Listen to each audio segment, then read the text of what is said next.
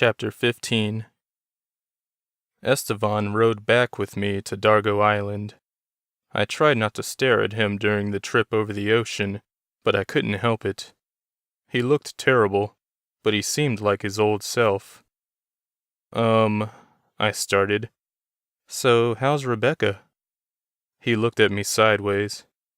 You really want to know about that? I thought you hated when I talked about her. I gritted my teeth and took a silent breath. Tell me everything. The Bethel I'd ridden to the station was waiting for me when we got there. Estevan was wary, considering he'd never ridden a Bethel before. I rode to Shay and asked her to keep an eye on him, which she gladly agreed to do. Astrid was up there, visiting Nauki, so I rode to the palace to check on the status of the cure. I was still running on the adrenaline from the shock of finding my friend, and possibly all of Dallas, sick with the plague. The news at the palace wasn't good. Anila's doctors were no closer to finding a cure than they were days ago. I told her that I brought Estevan to the island, and she was okay with it. Though, the news that my friend was also sick only made her feel more guilty. What's on your mind? She asked me. I must have looked troubled, though I tried to hide it. We walked through the grand corridors of the palace, occasionally passing soldiers. The rest of the island was asleep. I was thinking about what Dargonius said when we first met him. He mentioned the crystal in the chamber, where the birds were trapped. How could he have possibly known about that? Someone told him? She guessed. How? The island was hidden. Plus, the island reappeared when the crystal was taken out of that chamber. It doesn't add up. And what about the body? She asked me. We still haven't figured out who died in the chamber. Where is the body? Anila took me to a palace version of a morgue. The dead Dargonians had been prepared for burial here. The mystery skeleton was on a table in the middle of the room. Someone was standing next to it, his back to us. The island has taken so much away from me, Angry Dad said. I recognized his voice. What are you doing here, Andor? Anila asked. He turned to us. I know who this is. He indicated the skeleton. He was my great-grandfather. How do you know that? I asked. He indicated the back of the skull, and then pointed to his own. A genetic family trait. Our skulls curve inward. Why was he in that chamber? Anila asked.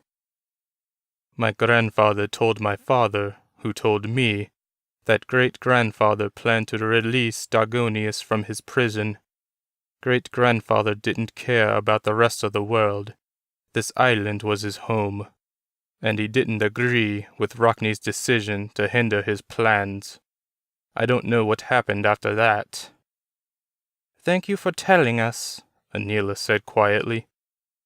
Before she could say anything else, Andor spun around and pointed a gun at her face. Take me to the key, he said. No. She was still in shock, but she didn't let that intimidate her. He hit her in the face with the gun, and she collapsed. He pointed it at her head and said to me, Take me to the key. What are you doing? I asked.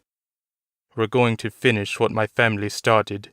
We're going to release Dargonius.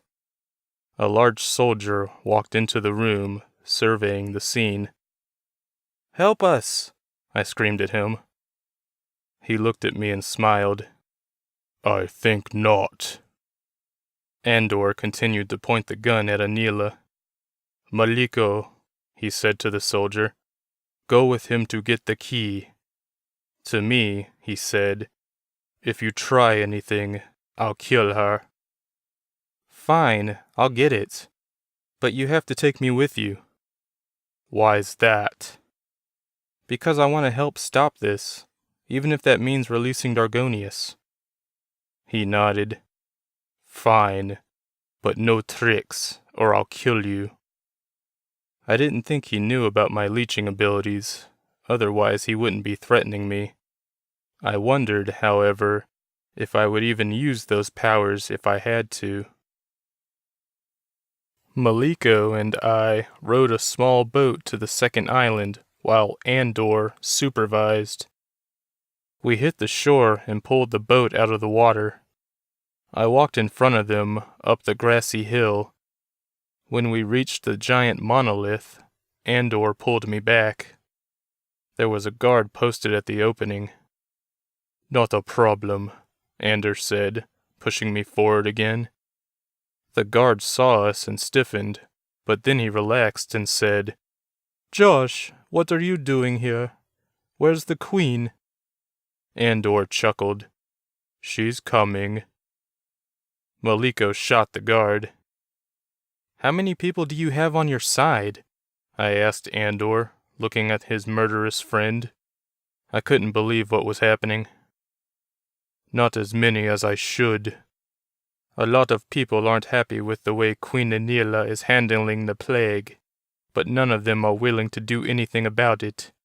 Why let our people die for the fear that Dargonius might attack the rest of the world? Maliko, the soldier I just realized was the one who tried to pull the key out the first time we came here before Anila stopped him, put it in the indention now. The door opened. Haven't you heard? I asked Andor, though I knew he hadn't.